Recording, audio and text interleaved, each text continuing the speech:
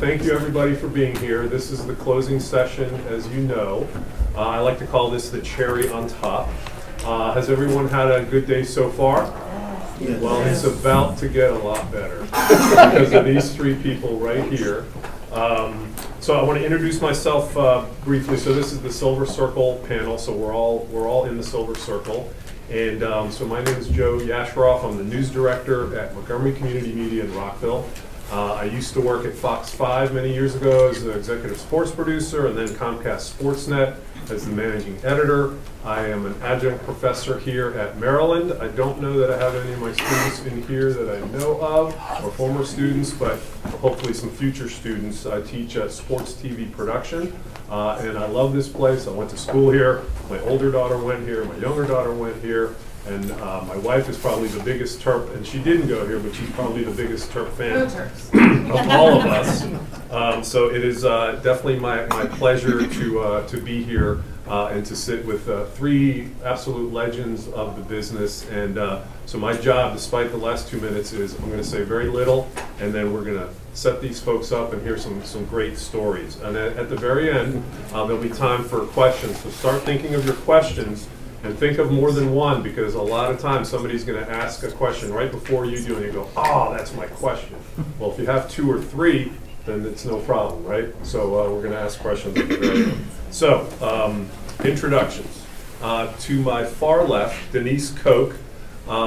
And you have to learn in this business spellings and pronunciation. So you see on the far left, not Denise Koch, Denise Koch. And Denise is a legend in Baltimore and elsewhere, but she's been at WJZ for over 40 years. Indeed. That's a lot of years to be anywhere in one place. We're going to find out how the heck you do that. Denise has won many awards, including the Board of Governors Award, which is very prestigious. To Denise's right, two left from me, Brad Bell, who's been at Channel 7 for now over 34 years. So it is over 20. It is. In TV talk, it's more than 20. That is true. And then you started in Baltimore too in the mid-'80s. Winner of many awards, including 12 Emmys. And we're going to ask you about your Hysteria story. I don't know if you want to relive that one, but you're going to have to, Brad. I'm sorry. Right. And to my immediate left is Maureen Bunyan, who was part of one of the great teams in DC television local history. And she has won so many awards, I can't list them, and been in a couple of halls of fame. I said it right. I didn't say Hall of Fames. I said halls of fame. I don't want to get corrected. And born in Aruba, which I find very interesting, and then moved to Milwaukee, and then came to DC. And spent over 20 years at Channel 9, and at the time it was called WTOP and many names, and now it's WUSA 9, and then she moved to Channel 7. So you and Brad crossed over for several years, but almost 20 years at Channel 7. So these are three of the best in the business, the best that you'll ever hear from. You're very lucky. I'm very lucky to be sitting next to them. So I want to start by asking, so storytelling is one thing you all have in common. So I want to know what storytelling means to you. What does that mean when you say storytelling, or he or she's a good storyteller? So I wanted to start with Denise. Well, storytelling is the very essence of what we do. Whether you're anchoring or whether you're reporting, you're telling a story. As an anchor, each individual page is its own story. And that's how I approach it when I'm working. To me, being a local anchor which is what I've been, that's all I've ever been. What was so extraordinary about it is that the aspect of storytelling. And when you're working locally, that story can be something as simple as how a woman in an Italian neighborhood keeps her tradition by making a certain kind of pasta, by hand. And is that interesting? Yeah, that's fascinating. And you approach that the same way you would as if you were telling a story about an infectious disease that has brought down a building. You find out where's the human aspect. Why do I care about it when I go out to cover it? When I used to go out with a photographer, the whole way you're talking and you're driving and you're talking and you're saying, like, what is this story? What is this story about? And you find the human essence. And once you find the human essence, then that's where you start. And from there, you build all the things that you guys all know about, the facts of the thing and the location of the thing, who, what, where, when, all that. But to me, it's the human essence. Once I identify that, then I know I have my story. And that, again, can be something as simple as a cooking lesson or as complicated as some sort of fraud within the government. That's my point of view in any case, the humanity. Right. Yeah, I would agree with that. And, as a reporter, I'm not an anchor. Storytelling is almost a daily adventure, and it's one of the great things about being a reporter. My wife Tricia is here, and she'll start the day saying, "What are you doing today?" And I said, "I don't know yet." And so begins the day as a local TV reporter. So storytelling involves finding what story you're going to tell that day. And I'm lucky I've been at it a long time. People call me, and oftentimes the phone rings, and then we're off. And it's a mission. It's an adventure each day to go to try to find out first what that story is going to be, and then how to go about telling it. And so it's finding the facts first and foremost, and making sure that you're right about your facts. And there are a lot of different kinds of stories, right? If it's a feature story about a waterman who's going out crabbing for the day, and I had a great joy of doing many of those, that's easy. But if it's a state budget story, which is what I was doing on Friday, it's really trying to go through the numbers and all of that and making sure you got it right. And then, how you're going to tell it, and what devices or what mechanisms are you going to use to make your little miniature movie that day, right? I get up every single day and make a small movie. I get to write it, we get to edit it. Photographer Brian Hopkins, one of our photographers, was here, work together, go out, figure out the pictures that match, the people that match to tell the story. A state budget story for me on Friday, I included some of the people that just lost their job that I had seen on Monday, and used them as a launching point to get into it, because as Denise says, for us, it is all about people. It's not the numbers in the budget, it's about the people. So that's, to me, is what storytelling is. It is literally finding the story, figuring out how you're going to tell it, find the elements, put them all together, and go home.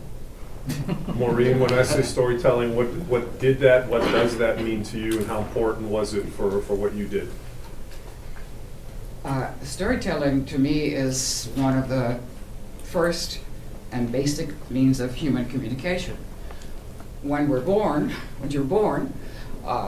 your mother or dad or grandparent stands in front of the crib and looks at you and says, "You know what? When you grow up, you're going to be a blah, blah, blah, blah, blah. I can see it in your eyes." And then as you add age on and you start walking, and your parents know that you can better understand them if you're looking at them, that they're looking at you, if you're speaking to them, not at them, and you're telling them something that is new in their lives and something that can be or could be helpful to them in some way, and be of some importance. So as you tell a toddler, let me tell you this story about the little pig who tried to blow down the wolf who tried to blow down the house, and the little pig said, "Oh, no, no, no, you're not going to blow down our house. We're going to keep fighting." You've just told an international, national, local story. It's a theme that goes through every human being's life. Every human being thinks about the wolf who's out there to get me, going to get me, but my friends, the little pigs are here, we're going to be tough, we're going to fight the wolf, and that's a basic story of life. So what we're doing in broadcasting is taking that basic power that people have to communicate with each other and to alert each other about what's good, what's bad, what you should leave aside, what you should go after. And we're doing that in this particular format. Television, whether it's TV, whether it's radio, whether it's writing or online. And the thing that I think is unique about broadcasting, certainly, is that television from its inception in the 1920s, 30s, was the first time that people could actually look and see other people who were miles away and feel connected to them. And that's one of the powers of telling stories on television and through broadcasting and through other electronic means. Before you tell a story, you have to find a story. And before you find a story, I think the thing that a lot of people don't talk about is curiosity. How important is curiosity for these folks or people that want to go in this business? We'll start with you, Maureen, and then go down. Curiosity is essential. It's like the blood in our bodies. We can't live without it. Curiosity is what helps us understand the world, and in turn helps you understand the world, helps the viewer or the consumer of the news understand the world.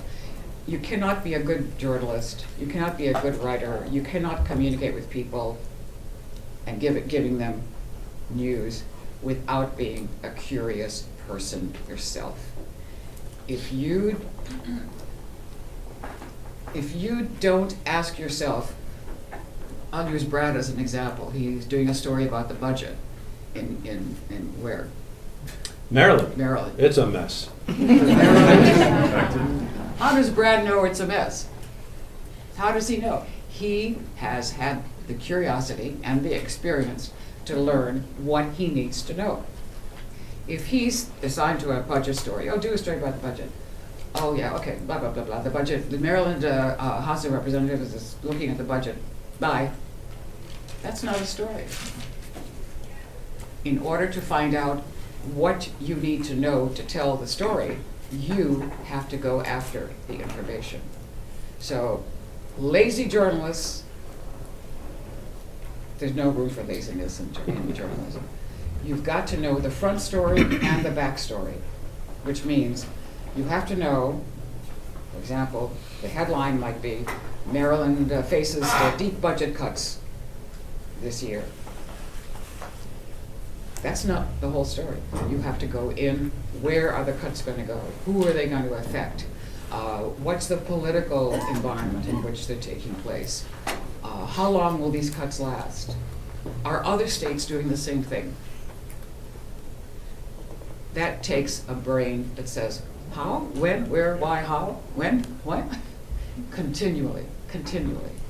And these are the qualities that good reporters and good anchor people have.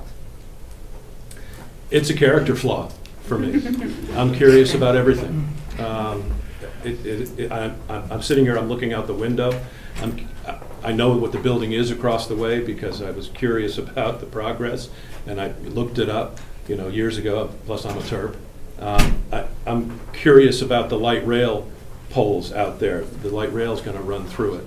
I'm curious about everything, and that's actually one of the things that's made this business so rewarding for me is that I get to exploit my curiosity. I get to satisfy my curiosity first, then exploit it by being able to tell those stories.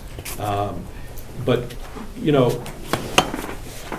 I'm going to say yes, it is an absolute necessary trait for this business. You've got to be curious about everything. Everything you see, you got to want to know, what is that? Why is that? How long has it been there? And all of those things on a huge range of subjects. And and that's one of the things that can sell you on this business is you get a front row seat at the parade of history. And I've been so lucky over all of these years. The business is changing, and I suspect we'll get to that. But for many, many years, I got to go everywhere and see everything and do everything. So I'm going to add to that. I'm going to say, look, it is a given. You must be curious, and you must know how to satisfy your curiosity. You've got to figure out how to find those answers, figure out what things are, want to know what things are, and be really observant. So that's what I'm going to say about curiosity. You've got to have it, and then once you do have it, then you're probably in the right line of work. I totally agree. I would say with curiosity, you have to have passion and tremendous amounts of adrenaline at your disposal, and those three things will work together.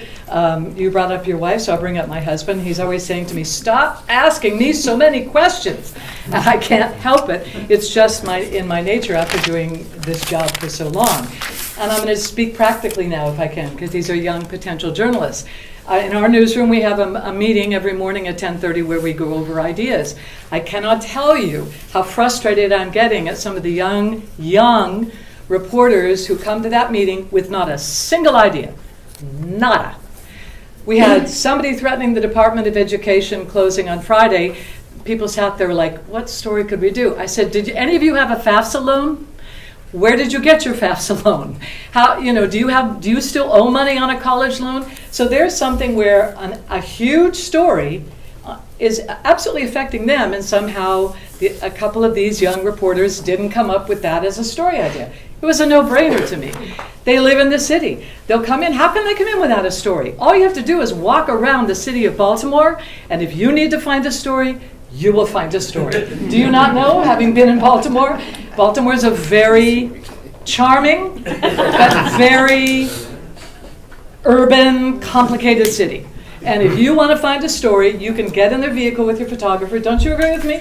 You can go to any situation, anywhere, and make a TV story out of it if you are curious and you talk to strangers. That's right. And you have to be brave enough to ask the questions that will annoy your spouse, but that has to be in your instinct. You have to be brave enough to walk up to somebody who you're not even supposed to acknowledge, you're definitely not supposed to walk up to, and you're definitely not supposed to talk to, and ask them a question. And ask them the hardest question. And ask them the question they don't want you to ask. And I will say, because you asked me earlier, Joe, yes, the station I'm at is the one that Oprah Winfrey started at, and yes, I worked with her desk was next to mine, et cetera, et cetera. The reason I bring her up is her fame shot to the moon because when she went and started her show in Chicago, she had the guts to ask outrageous questions. And as one of her former friends, I remember sitting there going, oh my God, she asked that, But she was the voice of the people sitting at home who were thinking it, but didn't have the opportunity to ask it. And so, curiosity, boldness, passion, all of that. You got me all fired up. And you know what I heard in Denise's answer? I heard passion. That's passion. Well, she's an anchor. They're all like that. That's a good point, but I still heard passion, and that's my favorite word in the English language. And when I'm hiring people, I've hired a lot of people, interns, people over the years, I look for passion, the fire in the belly. You can be talented, that's great. You can be smart, that's great. But if you have passion, you can overcome almost anything. If you have that fire in the belly to find a story and tell it, that's what you need to find somewhere within. All right, I want to ask about writing, how important writing is. Now, you're all in TV, so there's different kinds of writing. Writing for TV is different than kind of writing, as I call it. How important is writing? I'll start with Maureen, the ability to be a good writer. Again, it's like the blood in your body. You cannot function without being a good writer. You cannot produce anything that will impact other people. You can't communicate information unless you can write it. First, you could think it, you could ask the questions, get the responses, put them together, compose the story, and compose it in your head, but you've got to compose it on paper. You've got to compose it with words. You have to compose it with words that your audience can understand, and words that show your understanding, because one of the issues that we're all facing right now, certainly in the news media, is trust. The trust and confidence of the viewer, the listener, whoever is taking in what we're giving. And if we don't know how to present our stories properly, how, number one, do we communicate? And second, when we're talking about issues that are volatile or decisive, divisive, why should you trust me when I tell you the sky is blue today? So your writing is at the core of our work. The writing is the result of what we have been thinking about, what we have been researching, what we see in the world, and how we want to present it to the audience. Before we get to Brad, 2 ways to get better as a writer. You write more and you read more. Very simple, but those are the only 2 ways that I know of. Brad? Yeah, read a lot. Yeah, writing is everything. I do live TV every day, do multiple live shots every day. And generally when I'm on, I'm ad-libbing, right? But the package that I put together, I've thought about what I'm going to say. Writing is everything. That is your communication. That is your storytelling. It is the way you share that little movie and adventure you've had that day. And I'll say this, when I am consuming news, when I'm watching news, if I hear poor grammar, improper word choice, you lost me. I'm gone. I don't respect you anymore. I mean, if you're not using the language properly, and I'm probably going to misspeak now as a but if you're not using the language properly, then I don't really know that you're telling me the truth with your story as well. And it's fun as well. It is fun every day. I write a lot of stories, right? I do 3 versions of a story every single day for 2 TV stations now. And it's a lot of work. So how am I going to tell the story differently this day than I did yesterday? So it's fun to try to figure out how to do that. And it is your means of communication. I will say this about writing. Writing for television is different. It's almost like writing a screenplay. And and not to brag, but I'm old, you can tell. I've been doing it a long time. It's writing for television is second nature for me. Thinking about what someone said to me, the soundbite, what I'm going to say to get through the facts, which sound that it becomes second nature the more you do it. Yeah, right.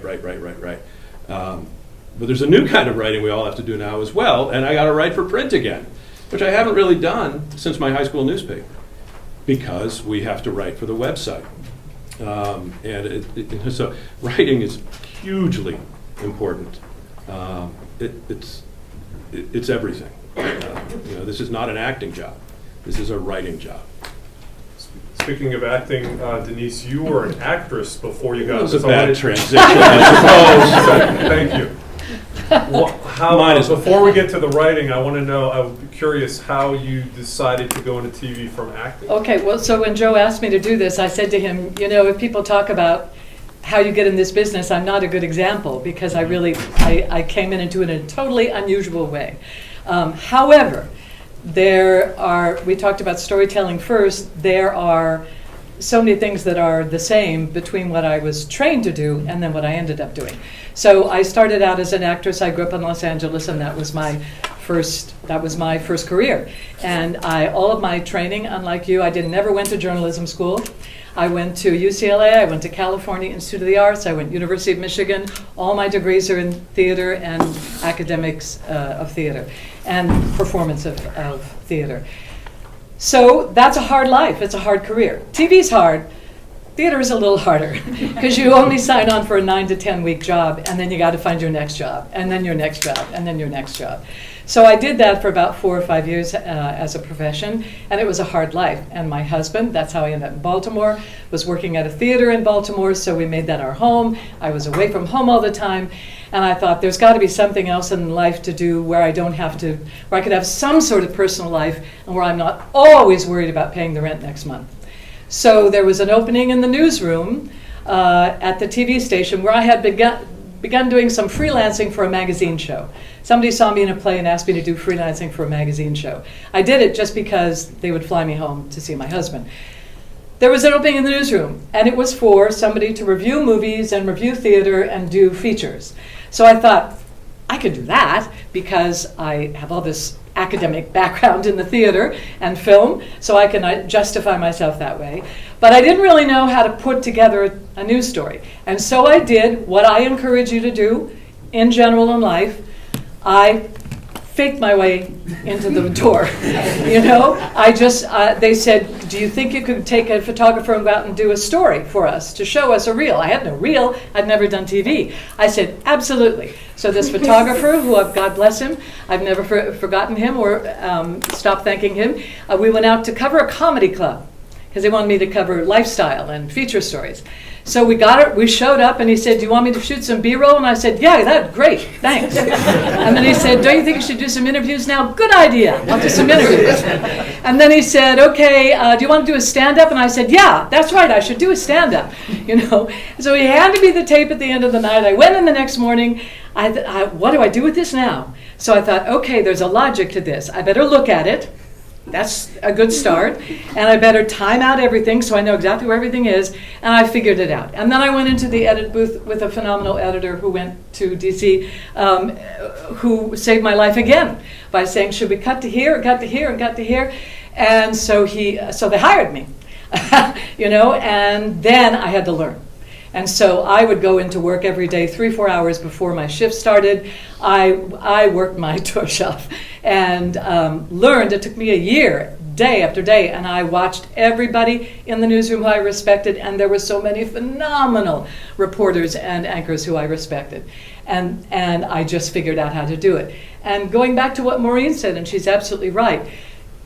Yes, I was an actress. But what did I do when I was acting? I was telling a story. I was communicating. I was connecting with other human beings, and it translated. It translated. And I actually was asked to go back to University of Michigan one time and talk to grad students in the theater about how you can take that degree and do something else with it. And I would say the same thing is true for you. What you are learning in this phenomenal school about this profession can be translated into other things, because you're learning how to learn, and you're learning how to tell these human stories and connect with people with all of these tools that you're developing. All right, I'm going to switch things up a little bit. So the elephant in the room for journalists, for journalism, everything that is going on now, the last few weeks in the world, in this area. Maureen, so you're currently not on the air. Does that make you happy that you're not on the air during what's going on? Yes. Or are you frustrated that you can't be a part of it? I'd like to know how you would have handled it if you were still anchoring. Yay! No, I'm quite happy. I'm quite happy. In so many ways, I'm so disappointed and so hurt and so concerned about my fellow journalists, not just people in broadcasting, but in newspapers and online, because the environment in which we're living does not encourage independent thinking. It actually criticizes independent thinking by the press. This environment wants to muzzle the press and control the press. And one of the sacred freedoms of Americans is freedom of the press, freedom of expression. And no. We cannot tolerate any reduction in those freedoms, period. No discussion, nothing. This cannot happen. This is what I have done, and I have done throughout my life, but I read as much as I can about human psychology, about philosophy, about how human beings behave, social structures, government, what kind of governance people create, what is the power within people to create change, what is the power within the power of people to destroy. Creation, destruction. We as human beings have both powers immensely, and we have to be very careful how we relate to those two powers. And one of the things that has made I'm going to speak to you as an immigrant, because my family came to the United States from the Caribbean, from Guyana, and we moved to the United States. And one of the things that I learned as a child, and which my father always talked about, was when he grew up in Guyana. Guyana was a British colony. There were no local newspapers. There was some radio, not local, but national radio, nothing else, nothing else. So the people who had the power were the people who controlled what media existed. And and those of you who study world history, and I hope you all have, and those of you who study colonialism, and I assume you all have, and those of you who have come, or whose parents have come from countries that were part of an imperial system, or a colonial system, you know the most important power that human beings have, and that residents of any country in the world have, is the ability to speak out and to learn, to share what they've learned, and to continue learning from others. And that power is not eroded in this country. It's very, very strong. It's very, very strong. But it's under a challenge. And we have to recognize that. We can't hide from it. We can't just sit around and say, well, it's too bad that happened in Iowa, and et cetera. We have, as journalists, I think, we don't take oaths like lawyers do, or members of Congress, but we have a commitment, because this is the field that we've chosen. We have a commitment to make sure that the freedom of the press, freedom of expression, never is diluted in this country. End of speech. Powerfully said. Brad, you get to follow that. Well, I wish we still had Maureen at Channel 7, because she gave us a good deal of credibility. And you know, that's what we're selling, is we're trying to sell credibility. The difference between us and someone who tweets and social media is that I've worked really hard. There is no oath, but there is an oath to tell the truth as best you can. I can't promise 100% of the time that I've told the truth on television, but I've worked really hard to make sure I've told you the truth. Whether it's budget numbers or a crime story. I even find out if the guy who comes up to me and says that was my brother, I make sure it was his brother, you know, little things like that. So, in this day and age, if we're talking about the politics downtown, so I'm still working, and so I will not talk about my political opinions, really, to anybody, my personal political opinions, but I will say that it is vital that we keep doing what we keep doing. Social media, I hate social media with a passion. I have to participate in it because it's a function of my job, but I think it's destroying civilization because it's allowing people to live in an alternate universe of fiction, fantasy, and, you know, so I think what we still do, traditional media, no matter how you share the media, whether it's on a phone, the website, screaming on a street corner, telling your television story at a by appointment 6 o'clock newscast, it's just more important than ever. You just got to keep doing it. And you just got to keep telling the truth and not get caught in a lie, you know. And so you know, I'm working through this. I'm very lucky. I've had a substantial arc of time in my career. It's going to wind down at some point soon. And there's challenges, but I think it's vitally important that you keep doing it. I love that you're in here because it shows that you have a commitment to that, telling the truth. So I think it's more important than ever. And you know, I don't know how many of you know who we are, but I am honored to be between, you can use the word legend, these guys are household names, and they earned that by being credible and by telling the truth. And you know, I think it's still invaluable. Yeah, it's tough times. It's tough time. Easier for I'll stop. I have a beat. I cover Merrill. I don't cover the White House. You know, I'm a DC television station. We're the ABC affiliate in the District of Columbia, but we are a local TV news station. So I cover mostly, if I'm covering government, the counties and the state government. And you know, that ain't the White House, and it's completely different. They still value us. You know, I'm in with the governor the other day, talking to him about all of this stuff. It's very, very different in local television news than it is in network news. Denise, how are you dealing with the challenging times? Well, what both of them said were eloquent and so true, and so true. Just like Brad, I cannot express in any way to anyone my politics. I cannot support a candidate. I cannot give money. My husband can, because he has a different last name. So he can, but I cannot, obviously. I cannot put a bumper sticker on my car. I want to give, because these are young journalists, 2 practical things for you. First of all, some of the young journalists who work in our newsroom don't know that you're not supposed to do that. And we've had some really bad slip-ups. We had one young, very good reporter, but she got in big trouble because she supported a mayoral candidate. Then she went to the party at the mayoral candidate's celebration when that mayoral candidate was elected. And then when she was called into the news director, and how did I know? Social media. I opened up and I said, what is this person doing celebrating with the mayor? The news director called her in. She was oblivious that this would have been a problem. In fact, fought back that this was a problem. That's a problem. We also had another young person. She didn't go to school here, right?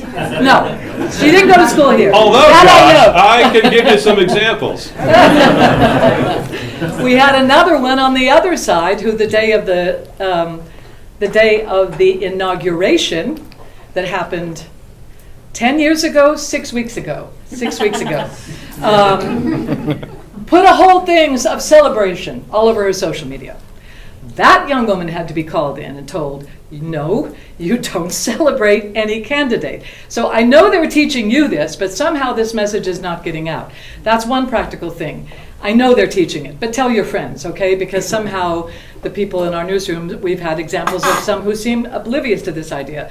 The other thing I'll say very practically is it didn't happen to me, or probably not to you, but I will tell you we have about 4 people in our newsroom who came from Florida, and they have described to me what it was like during the pandemic to be a reporter in Florida, and it was horrible. They had people walking up to them saying, get that mask off your face. What are you wearing that mask for? And pulling their mask off. They had people walking up and verbally going after them. You are the fake media. You are what's wrong with this country. I mean, it was for these people who will never go back to Florida as reporters, for these people, it was hell. So our job, which at one time was not controversial. I remember when I started in the newsroom, our station was so beloved, I could drive a news van with our letters all over it into the projects if there were a shooting, and people would greet me, hi, let me help you, blah, blah, blah. Now, none of our vans have any painting on them anywhere, and you don't know what kind of reaction you're going to get when you go anywhere these days. So things have changed dramatically, and you just need to know that going into this profession. And I'll add, yes, those experiences, because I'm out in the field, not this time yet, but in the earlier Trump administration, it was all the rage to come up and get about an inch from my ear and scream, tell the truth. And it happened all the time. And there was one person during the pandemic when I was live at the State House all the time. There was someone that knew I was going to be there, and they would circle the State House screaming, tell the truth. I had a man come up to me before the election in 2016. I had done this, go all around, see what people are thinking. And this very distinguished man came up, and he was going to say hello to me. And I've been on TV a long time. People know who I am. And he came up, and he pointed a finger in my face and said, "You're a traitor." Oh, my God. He said, "You're a traitor." And I sort of laughed, and I said, "Boy, at another age, those would be fighting words." and off we go. So that stuff does happen. That's kind of what it's like. Yeah. Maureen? I just wanted to add another aspect to some of the pressure on journalists today, and that is their employers. We have the business of television news has become really lucrative, shall we say, over the last 50 years, because a long time ago it wasn't a place that you would go to because you could make a lot of money. And it wasn't a place that investors went to because they wanted to make a lot of money. However, all that's changed.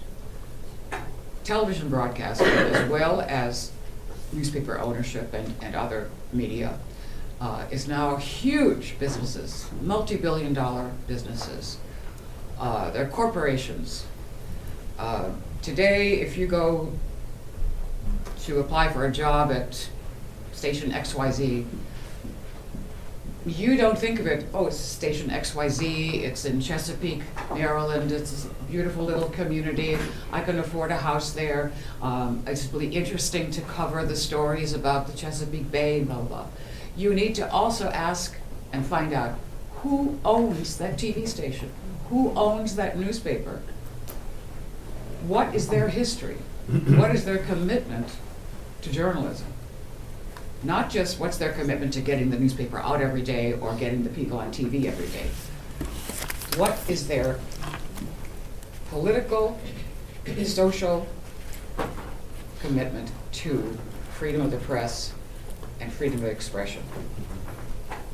That's always been important, but it's even more important today because we have, these industries have gotten so big and so powerful. We're not talking about newspapers that are just little tiny papers in cities where, and they're owned by people who live there, and those people who live there know what's happening. Those days are gone. So part of your job is to know who you may be working for, what are their reputations, talk to people who are working for that company, understand what their profit motive is, understand how they treat their staff, and understand what their record is for reliability, for a sense of justice, for being a dependable source for the community. Those are important questions. All right, we could stay with this for a while, but we don't have much time, so I'd like to get to a couple other topics if we could. So DC, Baltimore, two cities that are very close to each other, but are completely different. Some people, maybe not in this area, sort of put DC and Baltimore into one bucket. Couldn't be further from the truth. So Brad, you've worked at both. What is the difference between DC, Baltimore, and maybe from the news perspective? I know that's a big question, but. No, there's a lot, and you know, currently, since Channel 7 got purchased by one of those big companies, and I have nothing bad to say about them today publicly. I'm teasing. I'll walk out. Teasing.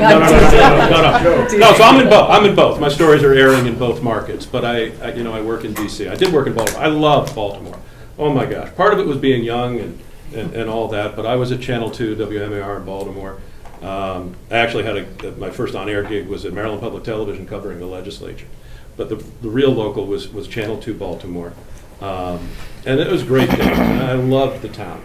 It is a much smaller town. It is a town where people are born, raised, live, die, next generation comes along. It's a town of neighborhoods, and they love local TV news. They love Denise Koch. And most people can tell you, the lineage of anchors at WJZ and at WBAL, some of Channel 2.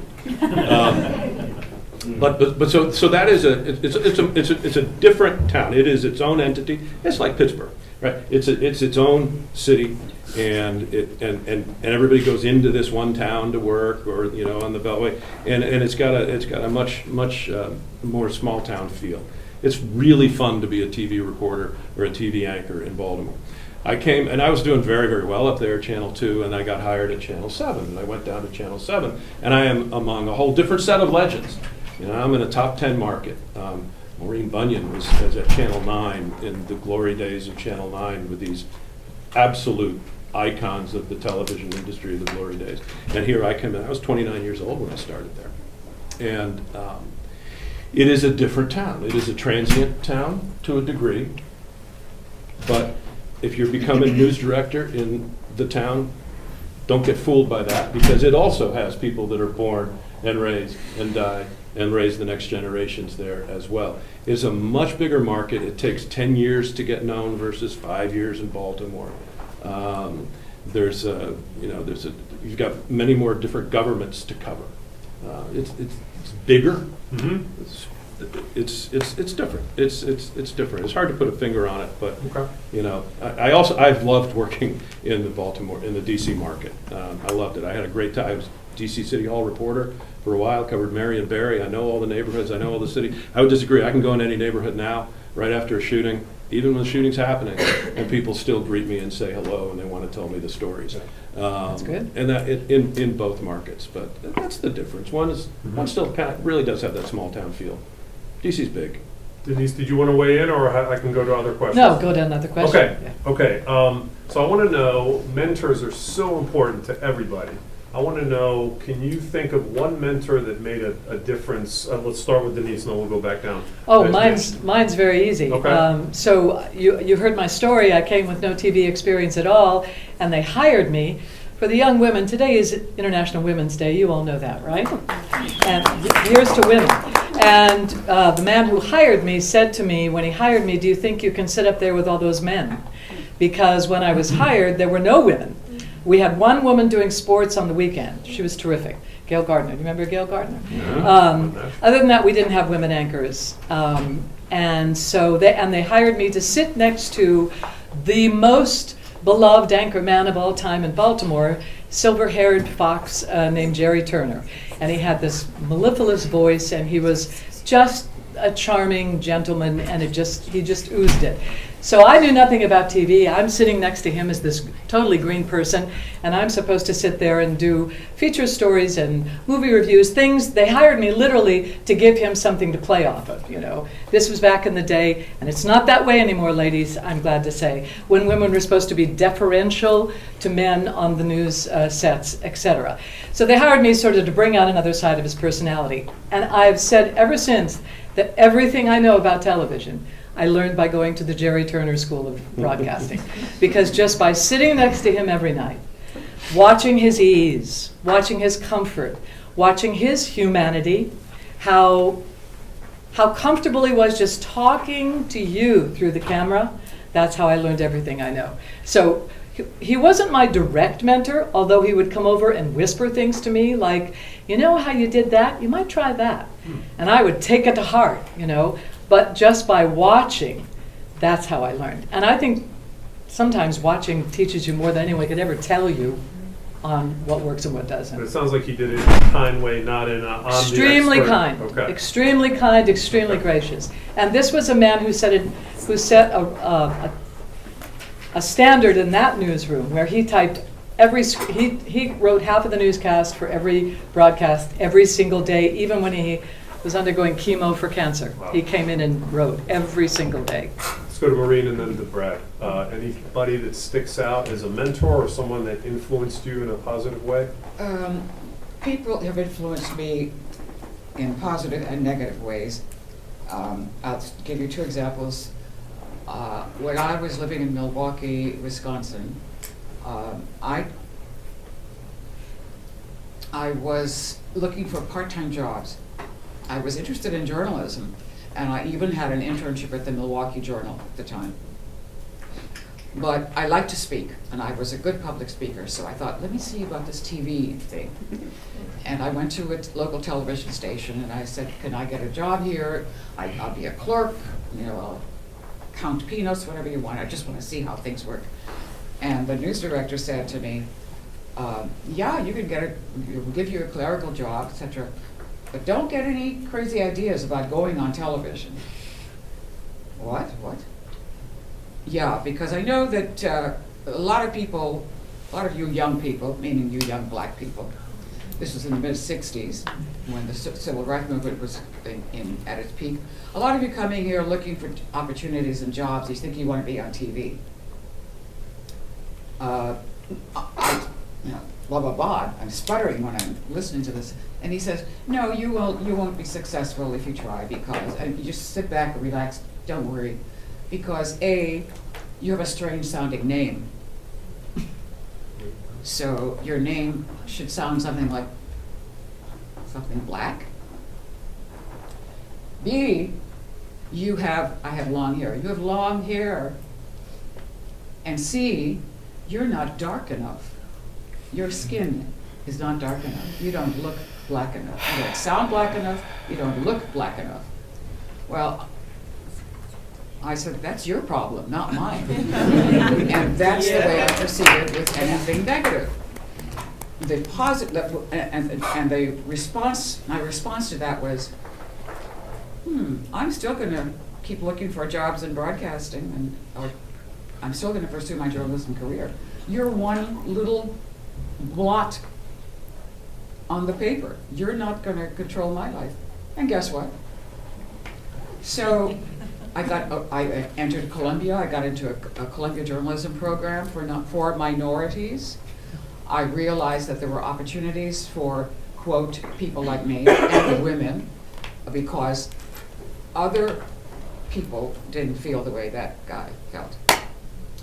Second of all, my inspiration really for journalism has not been anybody in television.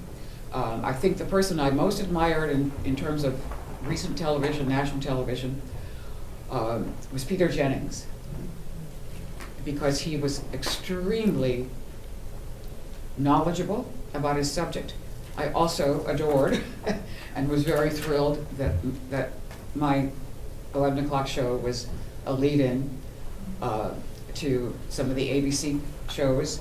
But Jennings, to make a cliche, you're too young to remember 2000, to remember the attack against us, the country, 9/11. Peter Jennings did something that I don't know any anchor person has done in their careers. He stayed on the air for days reporting on the Twin Towers that were hit in Manhattan, reporting on what happened here at the Pentagon, reporting on all the people who had to leave the Capitol building, all the companies that had to get out, the whole chaos of that moment. And he reported with a kind of storytelling that is hard to replace. And he obviously had a backup crew that was enormous and incredible. But he presented to the people, to the viewers, information that he knew was accurate without creating a sense of despair, without creating a sense of let's get up and go fight those bastards, without frightening people. He was amazing. The two people who helped me the most in my career were Mal Good. Mal was the first African-American reporter hired by ABC Television News in New York. Mal had a background in black media, in black newspapers, and he also was an expert on baseball. And he was hired by ABC to cover baseball and also to cover the black community on the East Coast. Mal was warm, caring, and when I came to Channel 9 the first few years, like all of us, oh, this is so hard. Oh my God, they don't want me here. Oh, I'm gonna make a big mess. I'm gonna get fired, blah, blah, blah. And you go home and you cry in your tea and you talk to your friends and you try to get going. Mal Good would call me for 2 years. He called me on Friday night after the 6 o'clock newscast, every week. How are you doing? Tell me about those bastards. What are they doing? Listen, here, this is how I think you should handle blah, blah, blah. 2 years every Friday night. Wow. The other person who was really important to me was a woman, Ethel Payne, who was came out of the black news media. She worked for Sengstack newspapers for many, many years. She was the first woman to report on the African uprisings, the revolutions in Africa, South Africa, all over the continent. And she was the first woman reporter. She went places that were very dangerous, very volatile, and she had the knack of being able to talk to anybody, whether it was the president of the country or the guy who was sweeping the streets. And Ethel is still revered by all of us. She also had a presence She had a very strong sense of herself. She didn't have to tell the world, I'm here and I'm serious about what I'm doing. She also was able to tell stories that included both very human aspect and the political and social aspect.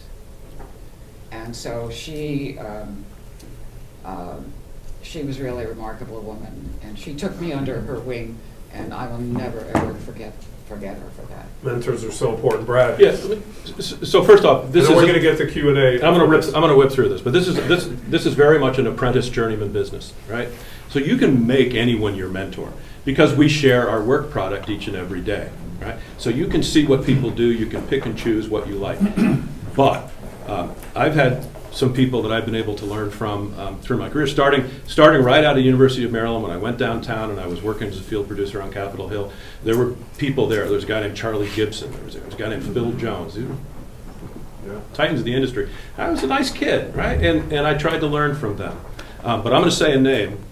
That guy's father over there. So that's Josh Davidsburg. His father was Lou Davis. And I got a job at Maryland Public Television. I'd been a field producer downtown, off camera, and someone helped me get a job at Maryland Public Television to start covering the legislature. So I went down there. And when I got to the State House, I encountered a man by the name of Lou Davis. And I actually might even get choked up because his son's over there, and I love this man. Anyway, and I get to the State House, and this is a guy who's done everything, been everywhere. He was an NBC correspondent. He covered Vietnam, worked in Atlanta in local television, and he came to Channel 2. We'd make fun. His stand-ups were always like this. We call it the Lou Lean.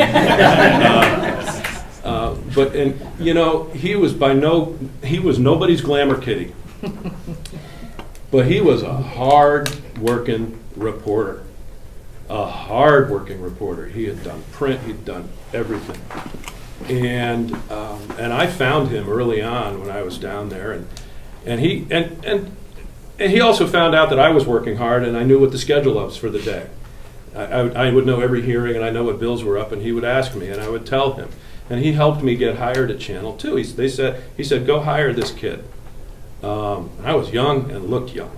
And I worked 7 days a week. I kept my job at Maryland Public Television. I worked weekends at Channel 2 because Lou got me there. But I learned from him.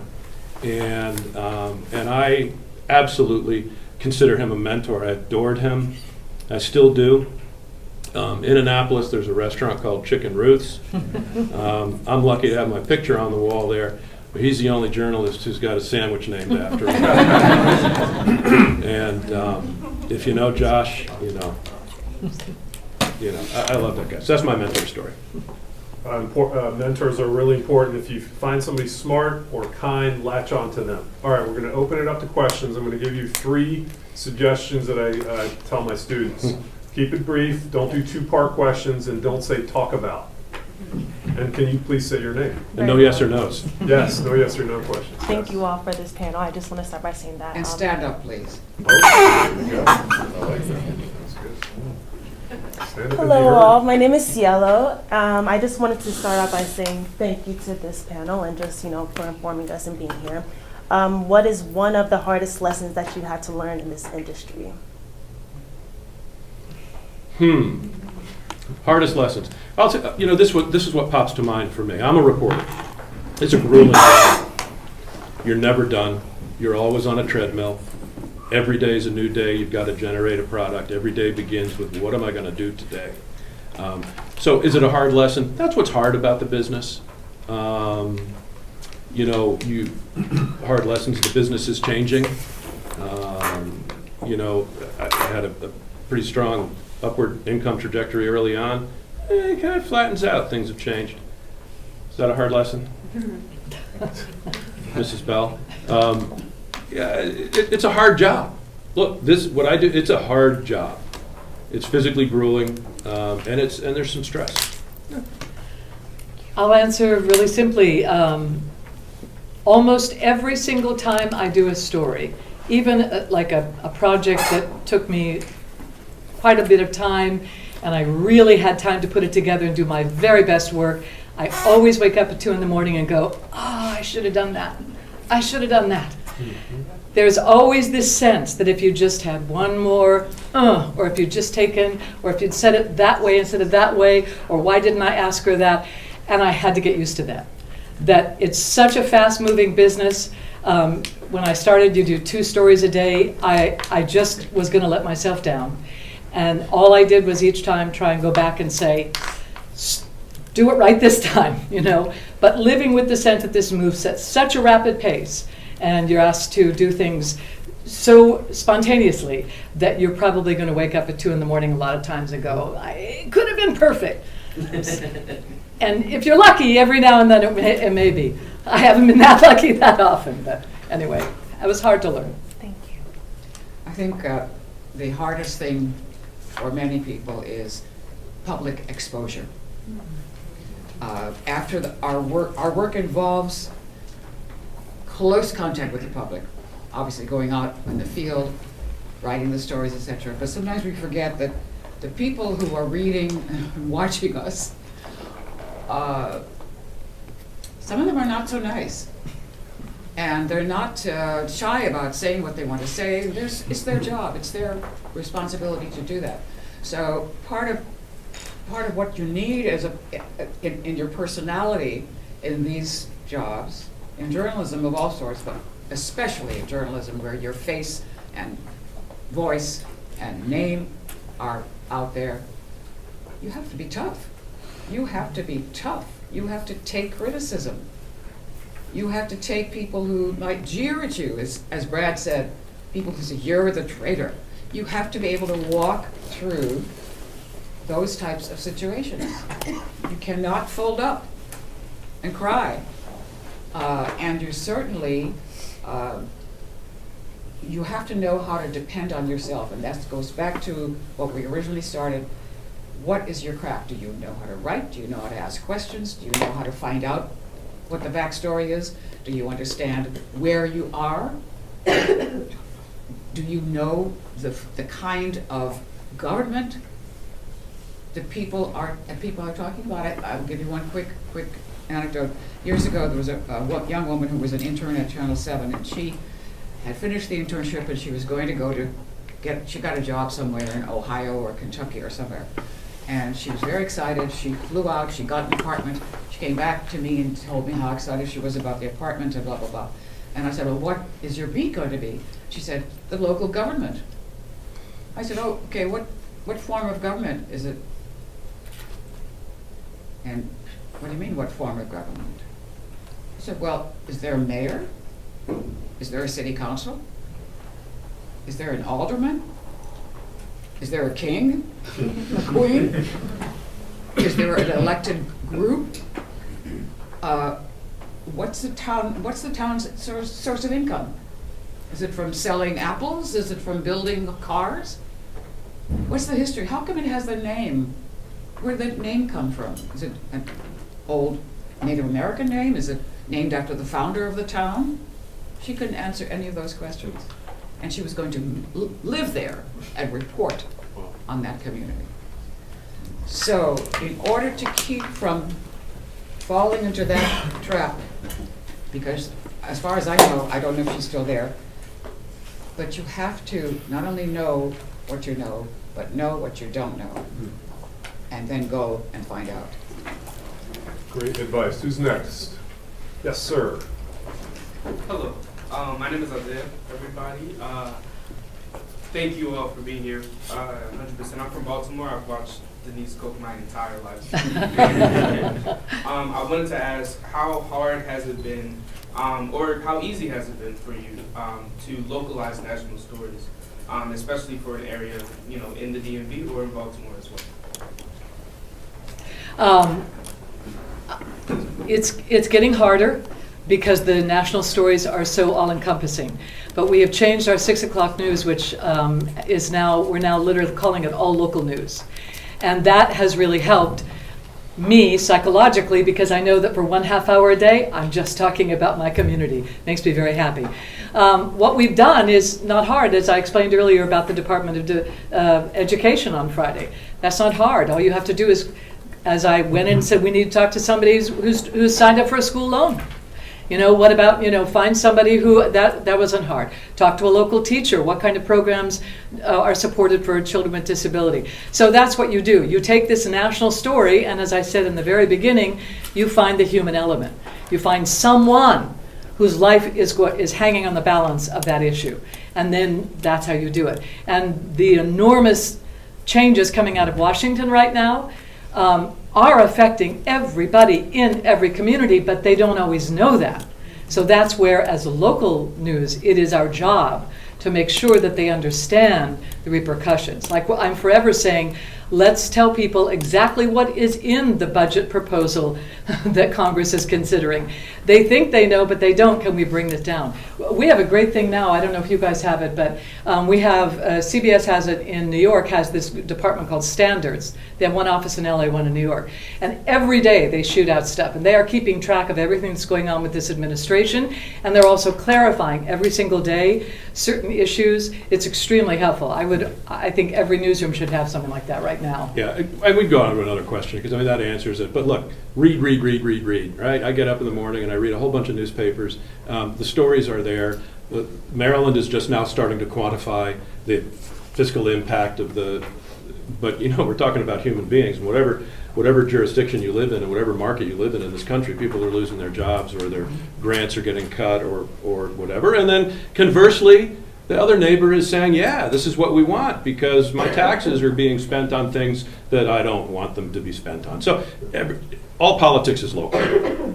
Yep. Who is next? Yes, sir. Hello, my name is Jordan. I'm a senior multimedia journalism major at Morgan Stanley. I want to say thank you guys so much for coming. My question is, how do you get the community to trust you? You know, as journalists, you know, we're kind of in a world where it's like fake news and all this stuff. But how do you get the community, you know, the local people to actually trust you and actually, you know, Tell the truth, unfailingly, every day, every story, every situation, and listen and tell the truth. And it you know, that's it for me.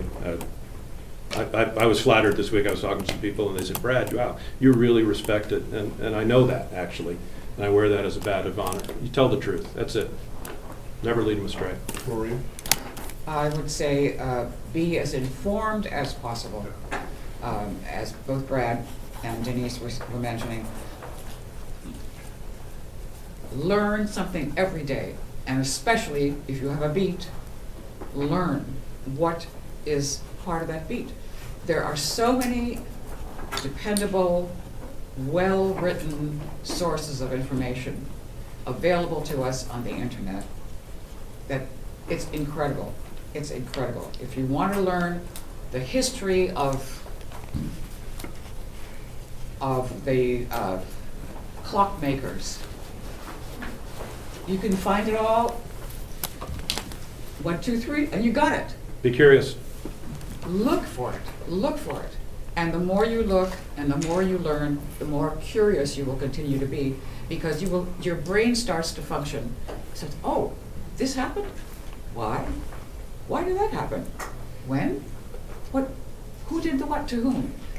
This is one of the great things about journalism, is it stimulates the brain. Those of us who have them.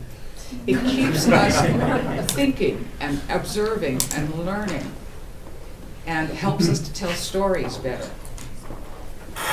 And in any field, whether it's medicine, healthcare, politics, cyber, whatever it is.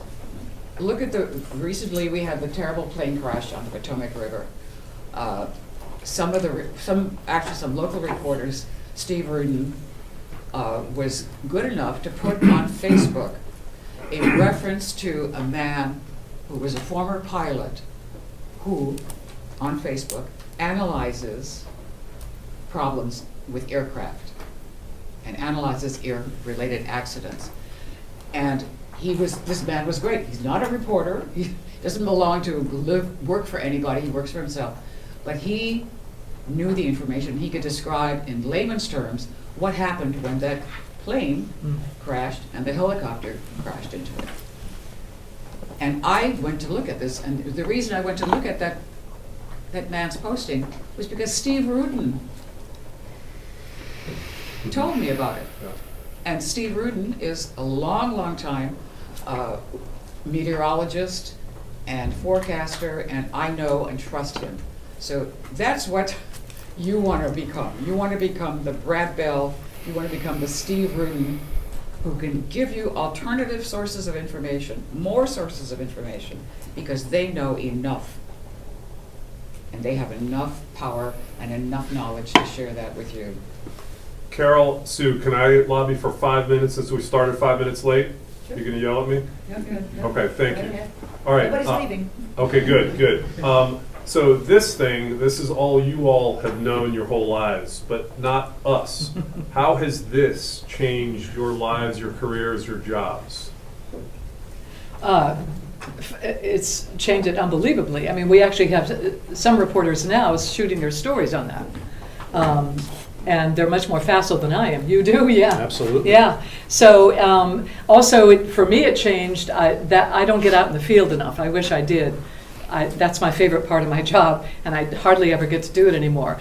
But when I did go out in the field, it helped me because it was, as Maureen was just saying, an instant encyclopedia and resource in my hand, so that if I went somewhere and it was a street and I saw there was a building, it looked interesting, I could look it up. I also used it because this is really practical, but they had like a prompter app that I could put on my phone, and it really helped when I was in the field and I had something long to say and I had to keep a lot of information. I've noticed young reporters, it's literally their tool.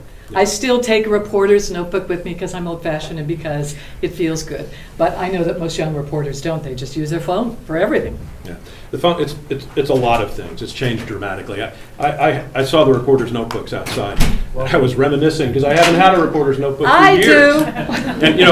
And when I was young and new in this business, it was like a real badge of honor. It said reporter's notebook on it, and they fit perfectly in my back pocket. Love these. Yeah, Me and I too. love them. You need them if you're going to cover a court. I'll just say that. So the phone is so many different things. It is the tool. My cameraman, the industry has changed. Shifts have changed. So photographers now come in at 10:30. I can't do what I got to do if we start at 10:30, which means 11, which means noon because he had to stop somewhere. So I is that a little microphone? I have a little microphone that I plug in. I'm shooting stories all the time on the phone. And it makes things easier. Yesterday I went into the Board of Elections, shot them canvassing, did a quick interview. That's not important. It's important. It's not some grand vista of story that needs perfect photography. So it is a tool. My phone numbers are on it. I don't have a Rolodex in it. You even know what a Rolodex is. It was a thing that was on our desk, and you'd spin it. People's names and phone numbers would be written on it. We had them, and you would take that with you when you went to the next job. So everything is on my phone, just like it is for you. And I use it as a tool. I use this app called WeTransfer. I record my voice tracks on the phone. So it is a tool. But it's also a device now. I learned this term a few years ago when we were getting lectured at by a consultant, screen agnostic. We don't care what you watch our story on anymore. And so we have to understand that people are consuming on the phones, and it changes the appointment newscast. We know fewer people, it's because she left, but fewer people are doing the appointment newscast. And they want to catch it on our website when they want, when they can. YouTube is hugely important. And streaming. Our streaming. streaming So the is phone, now more yeah. important than over the air for CBS. Yeah, all of that stuff. So it's all that and more. All right, is there one last question? Because we have to wrap up. Okay, one last one. Hi, my name is Michaela Roberts. I'm a second-year master's student here. Thank you guys for coming. You guys, Maureen specifically said be as informed as possible. How do you balance being as informed as possible in the age of information and still managing to be as curious as possible and asking a question that no one else can ask? The two go hand in hand. The more information you get, the more curious you will get. I think the word is curiouser. Yes. Winnie the Pooh? Yes. So it's like the flow. It's the zen. The more I learn, the more I want to learn. That's what motivates people to learn, period. And for journalists, it's absolutely essential because we only have a few moments to tell people, to show people what we know. So read everything. I'm a reader. When I stopped working in broadcasting 7 years ago, I stopped watching television. Sorry. Oh, we know. You and a lot of people. Why? Because I know how my brain works. My brain does not work as well visually, watching stuff going on a screen, as it does reading words on a paper. Now that might be strange for somebody who's spoken on television and been on the screen for a long time, but that's how I learn. We all have different ways of learning. If you study a little psychology, you'll find out more about this. So I just said, I am not going to hear or watch things moving on a screen. I'm simply going to go back to my favorite way of learning, which is reading books and reading online too, obviously. And then I realized the subjects that I really found important to me as a journalist, I could read more about them. I could learn more about whatever is happening in politics in Washington, in the business community, in travel, in whatever. And that just stimulated me to know more and more and more. But it's just like you're a potted plant. Somebody's got to water you. You have to water yourself. You have to put yourself out in the sun so you get a little boost of chlorophyll. You've got to pour the water on yourself. That's what we have to do as human beings. And travel. Travel. Denise, final word, unless Well, Brad I just wants wanted have to a tell final these word. young people, tell them a very fast story to encourage them. I'm not going to say his name because I don't have permission. Young man working in our newsroom. He was hired to work on our website. Always came in, like all of you are, dressed beautifully and came in on time. He was an excellent employee, but he was on the web. And then he told me one day, he's very quiet, very private, he told me one day, I want to be a reporter. I said, I had no idea. I said, well, did you study it? No, I didn't, but he was smart, he's working on the web. And he said, I'm going to get one of the photographers to do a reel with me. Okay, long story short, he grew up in West Baltimore. African-American young man, never left West Baltimore in his life. Got a couple of photographers to help him. He made a reel. He sent it everywhere. He got hired in Bozeman, Montana. This is a West Baltimore young man who'd never left West Baltimore. His family didn't even know where Montana was on the map.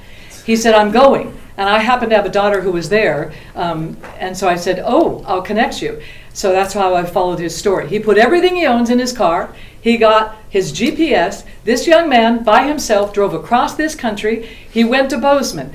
I would check in on him. How you doing? And this is a West Baltimore African-American young man in Bozeman, Montana.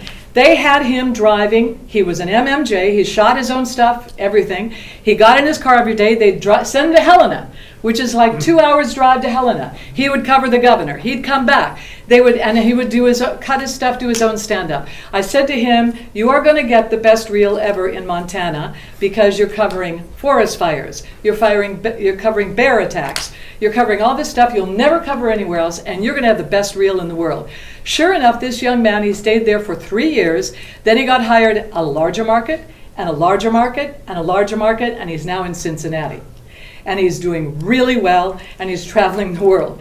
And the reason I wanted to end with this story is to tell you that no matter where you start, if you are ambitious enough and you are willing to drive to Bozeman, or do whatever the heck it takes, and when you get there, to work your tush off, covering anything they send you out to do. First volunteer, I'll go. You can do exactly what he did. I mean, he catapulted himself into an entire new life through sheer grit and determination. He has my total respect. I lied, Brad wants less. Yeah, look, I would offer some words of encouragement, right? I mean, these are tough times in our industry. There's no question about it. You probably heard some of that today from other people. But this is still a great gig, all right? I've had a great life. It's been fascinating, and it remains fascinating. And you can build a really great career in this.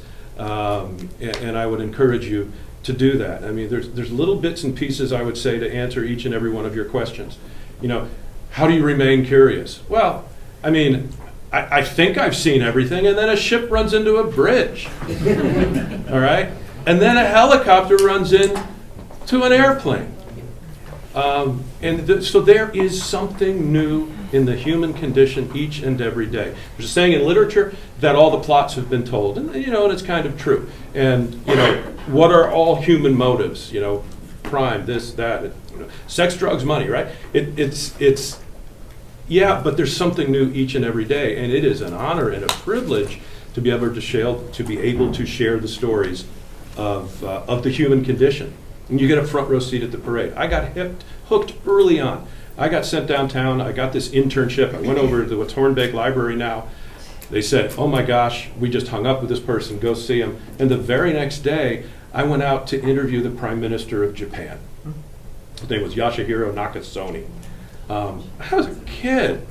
I'm still a kid because there's something new every day. So go do it. And if this is what you want to do it. Tell the truth. Don't take sides in your stories. There's the consultants all wanted this advocacy journalism, and I hated the phrase. I know what it means. We're on your side, right? Channel 7's on your side. That's our slogan.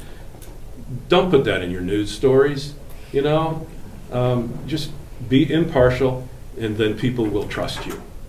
And work hard, and those hard lessons won't be so hard. Good luck. Thank you.